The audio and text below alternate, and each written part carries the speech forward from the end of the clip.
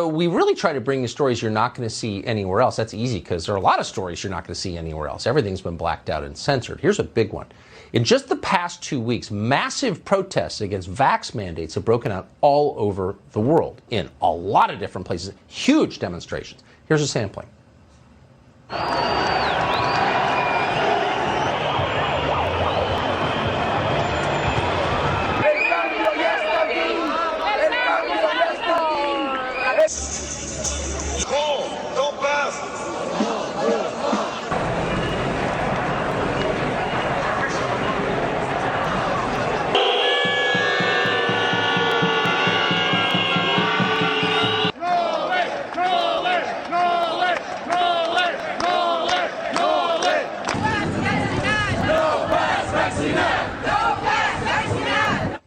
As big as any BLM protest, but no coverage whatsoever. Why is that?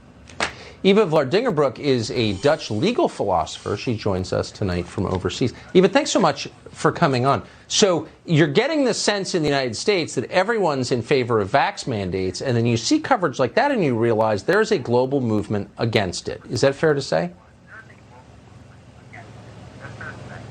Absolutely. There is a massive movement going on in Europe right now of tons of people, hundreds of thousands, millions of people actually, who are very much aware of what's at stake here. These people are aware of the fact that our constitutional rights are being set aside without an end date, and that we're heading towards a new system, a tyrannical regime of mass surveillance and control. And this is not just a hunch. This is all part of a bigger plan. This is something people who are watching right now can actually go and look up. What's very important for the American audience to know is that we've had this digital COVID pass in place in Europe, which is basically like a QR code on your phone that grants you access to everyday life, like to bars, restaurants, etc. It's completely bind to your vax status.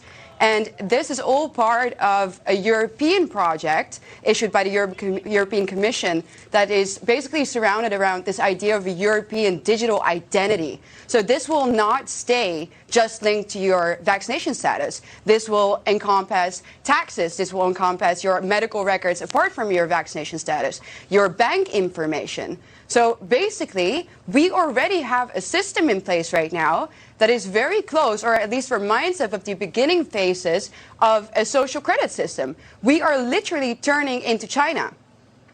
If this were linked to digital currency, and presumably paper currencies on the way out, then the average person would be utterly controlled by the government. And the government could just turn off your ability to buy anything, your ability to go anywhere. I mean, at that point, you really are a slave to a supposedly democratic government, are you not? That's exactly right. That's exactly what they're planning to do. And this agenda is supposed to be laid out by 2030. So that's what we're heading towards. So you see all these people going out in the streets. It's because they know that this is what's going on. And I think that it's all going to be dependent on whether they'll be able to roll this agenda out, whether Austria is going to enforce compulsory mandatory vaccinations on a nationwide level.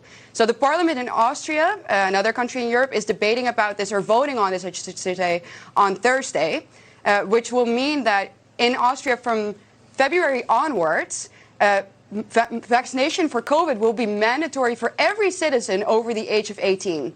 If you don't get vaccinated, you will be having to pay massive fines, up to 15,000 euros a year, which, you know, basically your existence as an unvaccinated person will become illegal. So everybody will have this digital COVID pass. And I gotta say, Tucker, it would not be the first time in European history that tyranny is born in Austria. So what will happen on Thursday in Austria is going to be a landmark case that will determine basically whether Europe is going to be part of the Free West for much longer. And, well, it looks like this law will pass. So it looks like we're basically headed towards an end station that literally is tyranny. And it's absolutely crucial that we fight this now, that we put pressure on our governments, and that we walk together for this fight of our freedom, of our future. Because I have to say, you in America, you might be next. I don't think there's any question. And unfortunately, our main weakness is our ignorance of the rest of the world. And I speak for myself as well. Most Americans have no idea what's happening in the rest of the world, and we should know because it's our future.